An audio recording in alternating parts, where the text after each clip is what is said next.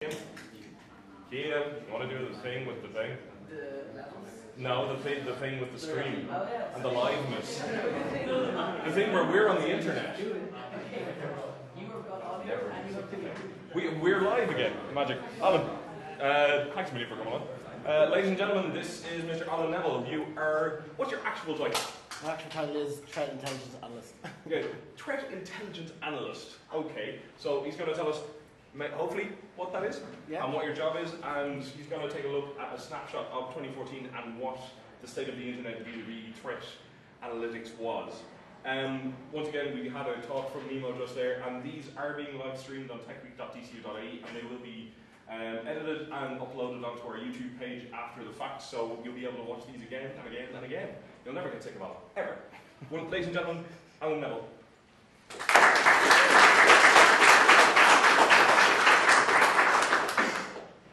So I'll just begin by giving you a little bit about myself first.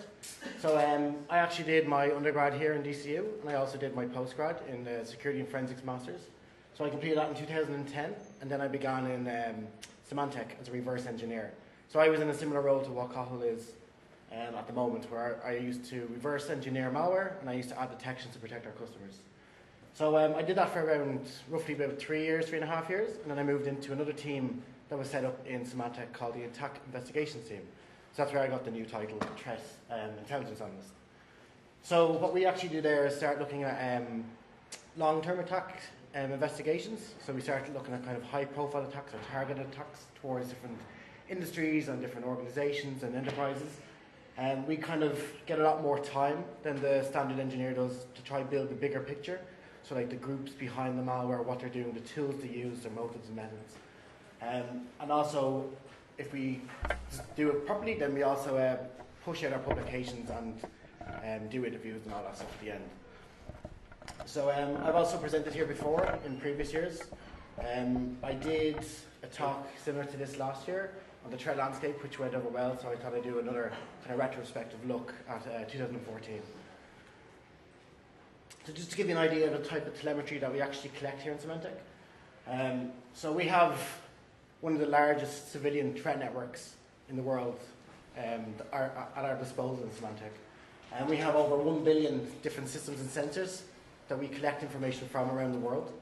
And we have up to 3.7 trillion rows of this telemetry data that we collect from our customers. And obviously this is like an opt-in, so when you install your AV products or you install your AV products on mobile, you'll get the option to share that information with us, and we can use that to further help protect our customers. We get around 100 billion rows of data on a monthly basis that we can actually go through and use that to protect our customers further. So we have, on our AV side, which is the kind of telemetry that we use the most from our sensors, so we have AV and IPS. We have up to 200 million customers that are actually using our antivirus products that we collect this data from. And we run a 24-hour operation. So again, like Cathal was mentioning, once he completes his work, he does a handover to another region, and then they do a handover to another region, and it comes back to us in Dublin. So just to give you a bit of background about what I do and how we work. So my main objectives in my role are to identify who the attackers are, to identify the actors behind what they do, how they do it. And we want to identify the motives, so why they're doing it, like such as the one Cathal was talking about with the financial motives behind it. We also want to do when, so we want to build timelines and kind of depict the evolution of the group behind the attacks that we're identifying. So just kind of a general overview of the process that we use. So we'll generally start with a very small piece of information. So it might just be like a binary file or a hash, or it might be like a URL connection that may be related to a CNC.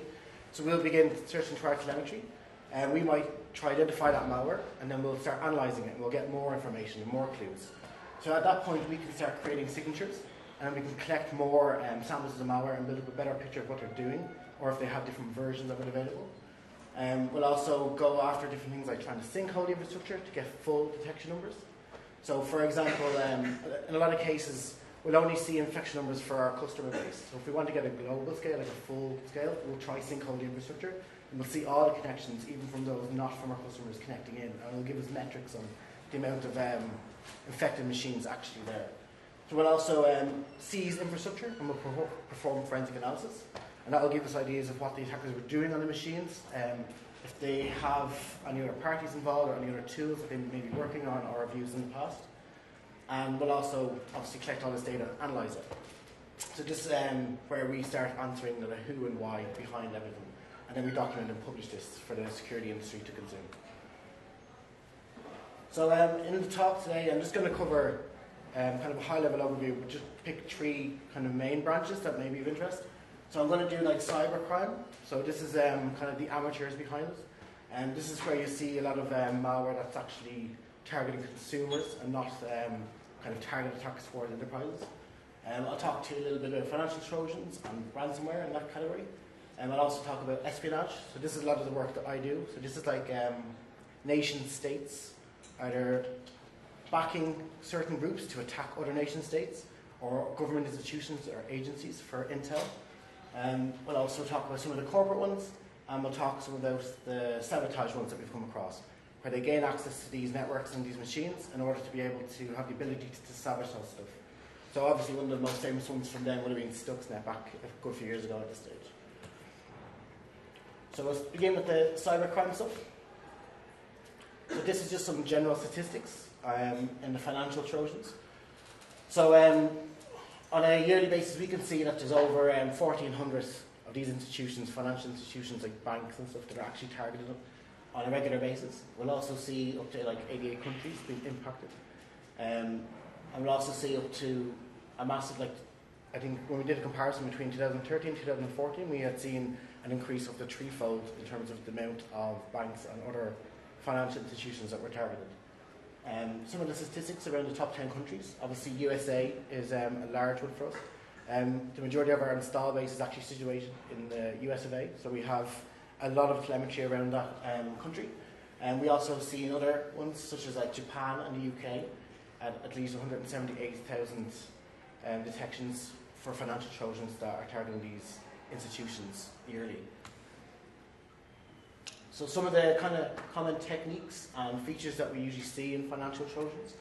So the first one is man in the browser. So this is where they do web injects. So if you're accessing your online bank, the malware actually injects some additional content onto the browser, and then it'll use that to try and collect some additional information from you. So they'll use that then in order to either authorize transactions or get access to your bank account to transfer money somewhere. So we also see other features as well, such as screen capturing and screenshots. They'll also use desktop hijacking. So they'll try and get access to your machine to remote control it using RDP or VNC. So this malware will usually collect the credentials for that and send them back to the attacker so they can use. This gives them obviously the ability to access your machine, and if they've already recorded you using some sort of financial application that's unique to your company, they can obviously replay it and then learn how to use the tool and then maybe authorize transactions at a later date. So that ties into the next one, where they start stealing certificates. So in a lot of cases in financial organizations, they use these certificates to authenticate transactions between other banks and branches within their own organizations. So they'll use those certificates, steal them, remote access into the machines, and then basically play back what you've been doing for the day, and then figure out how to use the systems, and then do it at night time when you're not there. Also, they'll scrape some payment card data. So this kind of relates to more kind of point of sale system stuff. So took stuff in like retailers and like what do you say? Like so retailers basically. So where they swipe your card, your credentials get actually stored in memory. It'll look for certain signatures or certain kind of patterns that match credit card details, and they'll take them and send them off to the attackers as well. So this is just a breakdown of some of the top malware that we see based on our stats. So for financial malware, we see like the obviously top ones are usually dominated by the likes of Zeus or Game Over. So Zeus was actually a piece of malware that got leaked in May 2011, and people start beginning to take the source code of that and modify it for their own use to start creating their own versions of the Trojans or variants of it. So some of these kind of popped up on underground forums, and you could buy them and you could just configure them for your own use and then use them, and then others were modified and kept for private use for specific gangs and specific purposes. So we'll see like obviously Zbot and Game Over is one of the larger ones that we'll always see. And we also see variants of it like Crydex, and then there was like Shylock and SpyEye. And these are all spin-offs of basically Zoo source code to get leaked, and kind of techniques and features that they see in other malware that they start combining to make all these kind of private and public versions. So another type of threat that we also see is ransomware. So again, this is obviously probably more common as well that you may have seen over the last few years. So this is a piece of malware which generally locks your machine and tries to get you to pay it to give you access back to it. So these are some of the detection rates that we've seen, and we've obviously seen a general increase in terms of the detection numbers that we see in 2014. This was actually from attackers that used to use like the likes of fake AV to basically like a scare tactic. So you get infected with fake AV, it says you're infected with something, but if you want to do removal, you have to give your credit card details, and they obviously steal them. So a lot of them went into using ransomware instead, because it was a bit more kind of scarier for users when they seen their screen being locked and some sort of logo from their local police agency was displayed saying they were accessing illegal content. And it was a general move, like a trend in movement between fake AV into ransomware. So generally how ransomware works. So initially it basically locks your machine, so it stops you accessing or being able to access your keyboard or your mouse. You can't bring up things like the taskbar to like kill the program off. It'll also even lock you out of using safe mode, so you can't disable any of the applications that are starting to lock you onto your system. It generally displays some fake law enforcement message, so it'll bring up like Garda Síochána logo, and it'll give you some blurb saying you've been accessing some illegal content. We know we have the information here, and you have a certain amount of time to pay a ransom, or otherwise your machine won't be unlocked. So they generally get you to try pay these fines through your computer. So as we'll see here, they'll also start begin to use localization. So they perform geolocation lookups. So to be able to identify the locale you're in, the language you're using, and then they have these sets of templates on the CNCs. So they'll pull down the template, which is for your own locale, and it'll display your corresponding local law enforcement agency logo. So this seems quite legitimate to a lot of people who are quite novice on computers, so they get a bit freaked out, and they'll obviously go and attempt to pay. And in most cases, they'll give them instructions on how to pay. So one of the common ones we always see is kind of Ucash. So this is where you can go out and you can basically pay for a code which represents your money, which they can use to take out at a later stage. And I have an example of some of them there. So yeah, so it gives you basically instructions to go off, and you can go off to these, you might be able to see the logos there, like SO and different retailers where you can purchase Ucash. So you basically, it's like top of a mobile phone, you ask for a certain amount of money, they'll give you kind of a printout and you'll have a code on it, and what they want you to do is enter that onto the system. So once the code has been entered, it sends it over to the command and control infrastructure that's under control by the attackers, and then they'll use that to retrieve the money at a later stage. So that's an example of what one of the slips looked like. We were able to monitor some of the connections that we've seen to these CNCs. So on average, we see up to like 5,700 connections on a daily basis. From them, we have around 3% of people that actually send valid PIN codes that we were able to see as well. Majority of them actually request like between $200 and $500. So we went on the low scale, at $200 a pop, they're making 33 grand in a single day. And these aren't even the organized criminals behind it. These are like the amateurs kind of moving from publicly available tools to try get people to pay and fall for these type of infections. So another evolution into that was Cryptolocker. So instead of just locking you out of your machine, they began encrypting your files. So they'd hold these at ransom. So it was similar to the previous ransom locker, where it would basically lock out your machine, they'd say, encrypt your files. Sometimes they'd drop files into your desktop, or and basically include the instructions of how you're meant to pay. They used to give a time limit as well, so they might say you have between 24 and 72 hours to pay the ransom, otherwise the key is gone and you're not going to be able to decrypt your files. The encryption is actually generally usually quite strong, so they use like public key, private key encryption. And they store the private key on their server, and they have the public key on your machine, so you can't decrypt the files. So what they'll do is they'll generally keep a mapping of one-to-one. So this public key is this private key, and once you pay, they'll do the swap around. So you can use the private key to decrypt your files. They've also moved into other platforms, such as mobile. So a lot of phishing attacks that we've seen over the last year, where they start trying to attempt to collect login details for Apple devices. And again, once they log on to your iCloud, like when you lose your phone, you can lock it out and you can display a message. And again, they'll display similar messages like you need to pay a ransom. And the majority of the cases, you'll never get your phone locked or your system back or your files back. For example, there was one guy I was talking to before who was telling me he actually was a victim of the Cryptolocker stuff, and it infected their entire network and spread across the network. All their files got encrypted, and he didn't notice in a fast enough time where all the backups start backupping the encrypted data, so he couldn't even restore from backups at that point. So his management basically said you have 24 hours to either sort it or you're gone. So he eventually ended up paying off his own back for each machine, which is probably a good few hundred in his organization. And luckily enough, he managed to get his files back. But you can see how this is a real problem where people face this like constantly, and especially in the last year, where it's just been increasing in trends. So just a little bit of background about some of the networks that we generally see. So Cole, in his talk, was talking about Android botnet, where it appeared to be using kind of a traditional type of structure. So this is where a lot of infected devices, which you see on the peripheral here, will all connect into a single CNC, which is generally in the center. So this is another trend where we've seen a lot of them moving into is peer-to-peer botnet structures. So what actually happens is there's no kind of one point or one CNC that's active. Each infected machine actually acts as its own CNC, and they all communicate with each other all the time. So they'll have a look and see who around them is infected, and they'll generally request information about other infected machines. And they'll start beginning to swap IPs and links.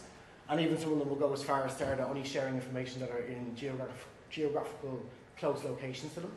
So it kind of subnets or kind of segments portions of the network. So if someone like us goes down and tries to take down the infrastructure, there's still all these other ones that we may not have been visible because we're in a certain geographical location. So so every peer acts as a CNC. They store all this information, and they use the infrastructure to be able to push updates on different modules or different types of malware out. And you'll see a lot of cases where they start selling this type of infrastructure on, or they'll even sell subscription fees where they can say, I'll push out your malware to my botnet, which consists of like 200,000 machines.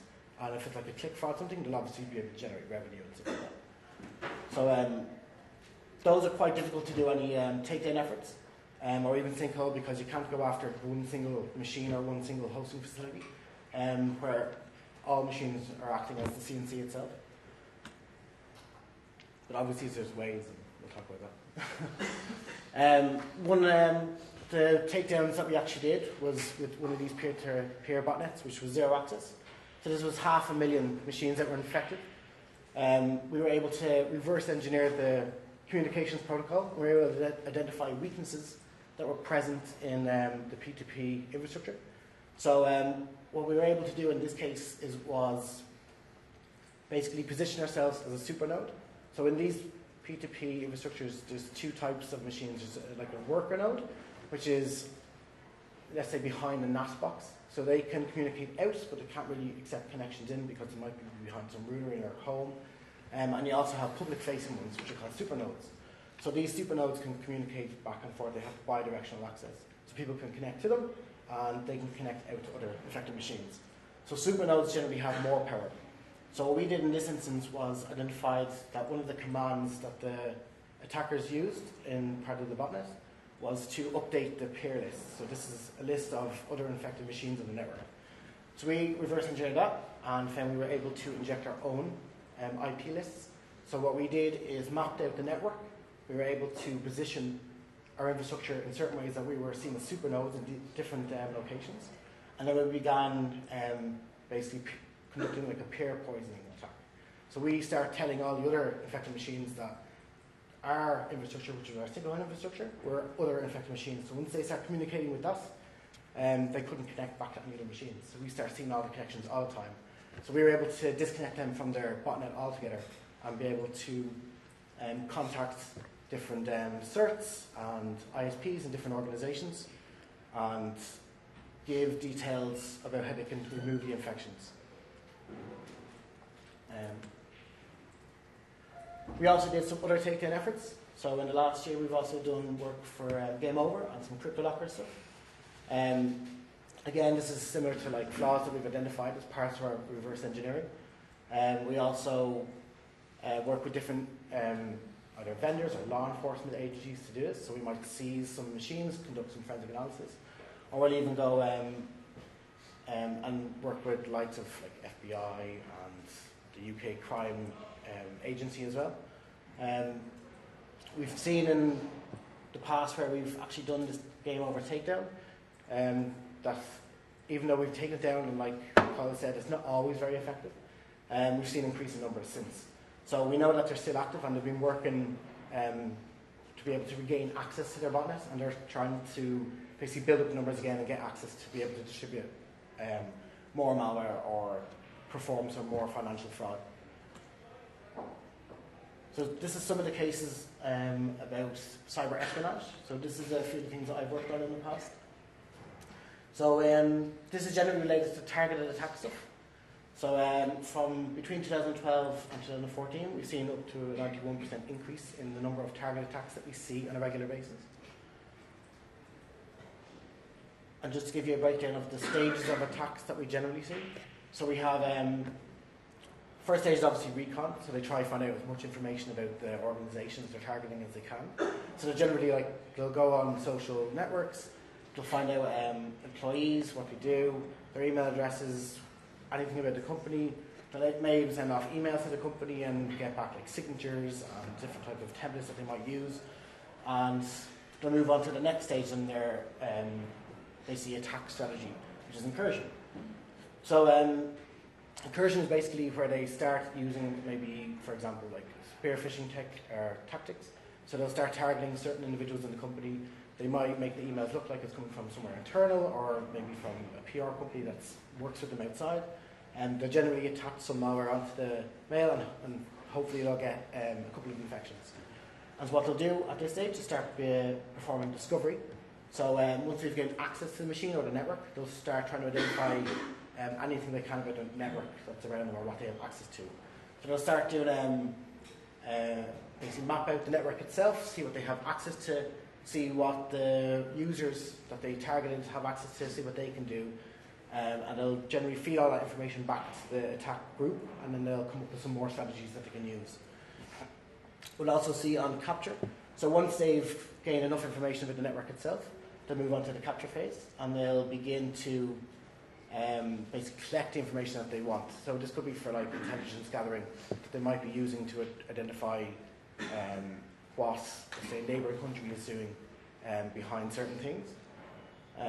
They'll also try and move into exfiltration, where they start beginning to remove the information off the machines, and they'll generally start feeding this into an attack infrastructure, so like command and control networks. So in a lot of cases when we look at these kind of highly sophisticated ones, we'll see that it has like multi-tier kind of network infrastructure in place. So the data that actually gets exfiltrated may go to like a compromised site, and then that compromised site is redirecting it to another infrastructure, which is a tier 2 proxy, and it might go to a tier 3 proxy, and then it gets replicated somewhere else. So even if you take down a lot of the infrastructure, you end up chasing it in a lot of different regions around the world, and you mightn't even get to the endpoint at the end. So it is quite difficult to do that, but when you have a lot of relationships with different law enforcement agencies and different vendors who have better visibility in their regions, you can usually work together and start getting a bigger picture of what these groups are doing. So this is one such case that I worked on, which was Turla, or which we also call Waterbook. This was basically a campaign which was targeting government agencies in Western European countries. So they were running for a minimum of 4 years. We know that they were generally doing like a 2-stage attack. So the first stage was basically to get one of their tools onto the machine, And they were either using like spearfishing tactics, or they were using watering holes. And they were doing this in order to be able to perform some recon. So they'd get access to the machine, collect some information about the user, collect some information about the network, and see was it something that they wanted to target. And if that was the case, then they'd move on to stage 2, where they inject some more sophisticated malware than the first stage. And this gave them long-term monitoring abilities of the user or the affected network. So this is where we start seeing the types of campaigns that they were using. So we had spearfishing tactics where they start targeting certain individuals, and they used themes like military attaché stuff. They also had a sophisticated watering hole attack. So this was actually quite unique at the time. So what we identified was that there was up to at least 84 websites that were compromised. And what they did, instead of a standard watering hole where everyone who visits those sites gets compromised, what they did was actually collect information about the users first. So like the type of plugins they have, their IPs. They were able to try and look up the IPs to find out where they were from, and see where they're connecting from some sort of military or intelligence network related to some government in some target country. Once they determined that the user may be of value or something that they might want to track or conduct surveillance on, they wrote specific rules into their infrastructure. So only at the second or subsequent visit to the sites were the users actually compromised. So only a subset of all users that visited the sites were compromised. And they were usually kind of high profile or kind of visitors of interest to them. So once they got onto the machines, this is where they deployed their stage 1. And then they could move on to stage 2 if they felt the individual had information or was privy to certain sensitive information that they might be after. So this is just the 2 phases. So obviously they conducted profiling. So this was, again, fingerprinting of the users to be able that were visiting these websites. So they collect information like the types of plugins or the browsers you're using, and they'd be able to determine the best exploit to deliver on your subsequent visit. So, and then once they had stage 2, they gathered information about the system that they were able to compromise, and then they were able to deliver a more sophisticated tool at a later stage, which are non-eternal. So the regions that we've seen when we start profiling the group, the majority of targets were generally in Western European countries. We also have some outliers where we've seen detections in countries like Uzbekistan and China and Jordan. And this was a bit perplexing initially, but when we start looking into it further, we actually found that a lot of these detections we were seeing in other countries were actually related to embassies of countries in Western European countries. So they not only managed to get into like the Ministry of Foreign Affairs and that specific target, but they managed to move across the network into multiple countries and collect information about diplomats or collect information about visitors or other information that they felt that was of value to them. Another one that was in the media recently that we worked on was Reading. So this was a highly sophisticated surveillance tool that was developed and used to basically track specific individuals and people within organizations. So this was a very complex tool. It was actually compared to the complexity that was seen in Stuxnet back years ago. It was customized for each target. So it was a bit difficult in terms of identifying exactly what the common functionality was initially. We know that it was used against a variety of different organizations in multiple countries. And we know that we had at least investigated for a year before we were able to publish anything, because it took us that long to be able to analyze it because it was so sophisticated. So this is our detection name that we have for this backdoor. So this is called Backlot Reading. And this is some of the features that the toolkit itself actually has. So it's a multi-stage or modular setup. Each stage is actually dependent on the previous. So even if you were to get a specific stage of it, it's actually encrypted, and it relies on the previous component to be able to decrypt it. It never usually touches the disk, so it only exists in memory, so you actually don't even have the file hashes to be able to collect them for analysis. You see that there was multiple components, and this made it obviously very difficult to analyze from some of the encryption techniques that they were using. We know that it had functionality in terms of persistence and stealth.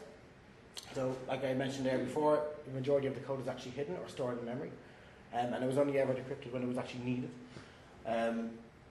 It also utilized some specialized components. So let's say, for example, it had these certain kind of modular architecture, so they could develop certain components that they could plug in for certain targets to collect certain types of information or surveillance them in a certain way that they found kind of useful to them.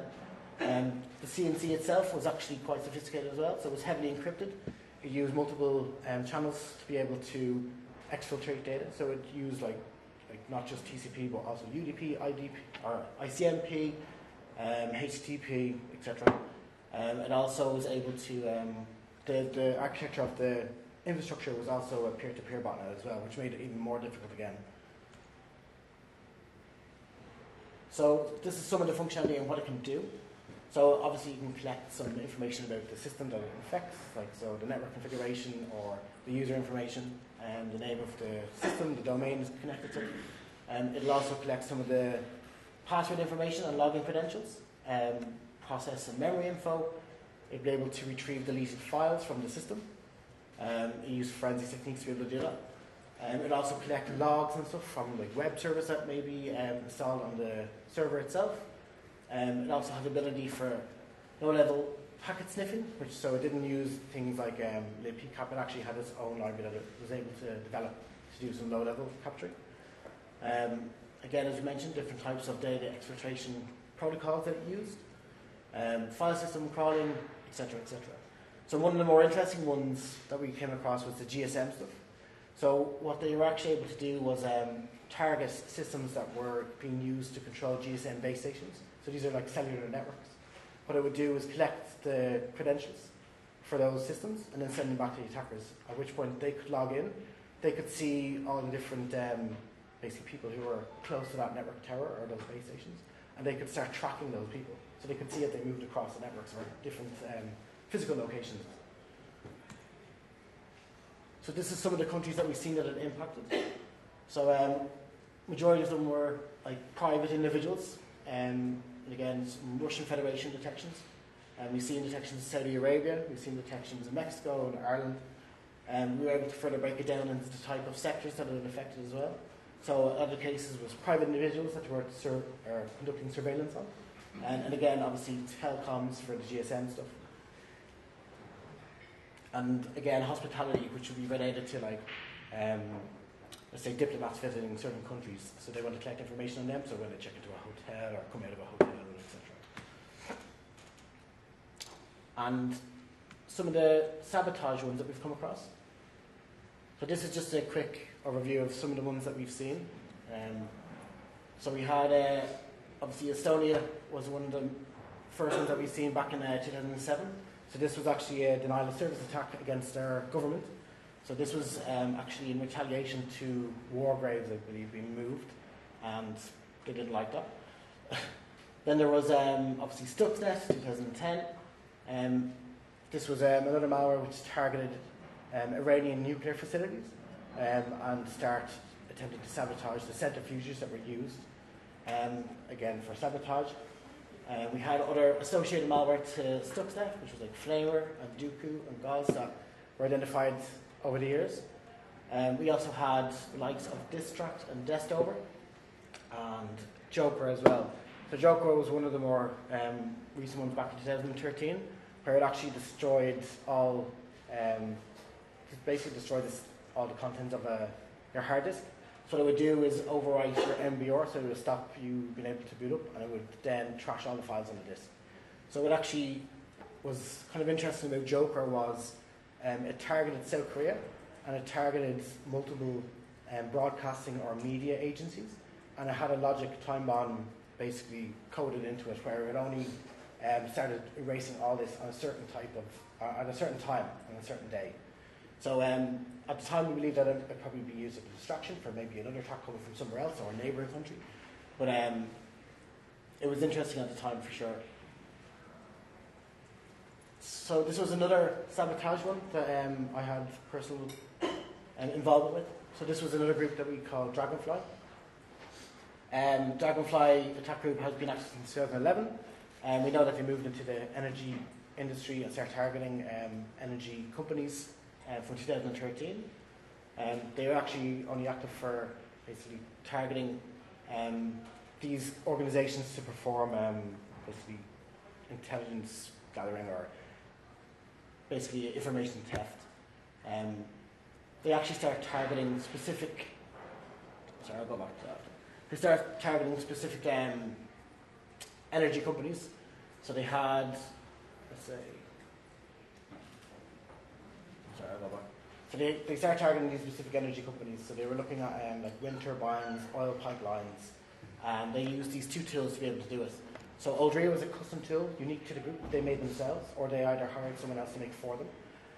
We were able to identify that and then add detections, and we get a telemetry and see who was infected. 90% of the cases that we identified were actually related to this tool. Again, they also use another tool, which is another ROT. This is the backdoor tool, which was Karagani. So this is actually available on the underground, so it's publicly available. So this isn't a custom tool, but they actually modified it. They modified it for their own use. I'll skip this because I think we're running out of time at this stage. So they were capable of sabotage, and what they actually did, just briefly, they used different type of campaigns. So spam campaign, watering hole, supply chain. The supply chain was the most interesting. So what they started to do is target companies who are providing software that were used for PLC devices or industrial control systems. So in one instance, they managed to Trojanize some of the VPN software that were used by engineers to connect into these industrial control systems. Another one was driver software that were used to control PLC devices. And another one was some of the management systems that were used. So what they did was compromise the websites of these manufacturers or companies. They Trojanized the software and then waited for people to come along and download updates. And in that way they were able to get access to these machines. So again, if you want some more info on any of the attacks, and this again is only like a brief overview, you can go to our blog, or you can go to read some of our white papers on the groups that are presented here today. And again, you can follow us on Twitter for any of the more recent updates that we do or any publications that we push out. And thanks.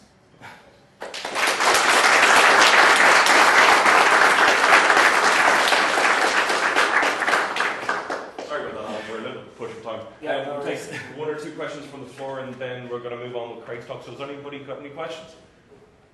Hands up, anybody? Anything? Anything from IRC, Kian? Just about hiring.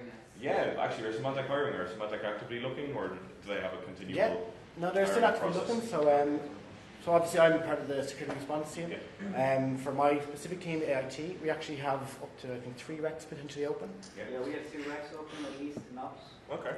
So there's 5 there between the two of us. So I think 1 for Dublin for me, Singapore, if people are willing to live there, and in Culver City in the US. Yeah, so you'd be looking for people who would, let's say, have MSCs in secure forensic computing or ideally, computing graduates. Yeah, so ideally either some kind of experience either in reverse engineering or master's degrees related to security. Okay, perfect. Has anybody any questions with regards to some of the targets and campaigns that we're talking about here, or are we good to wrap up?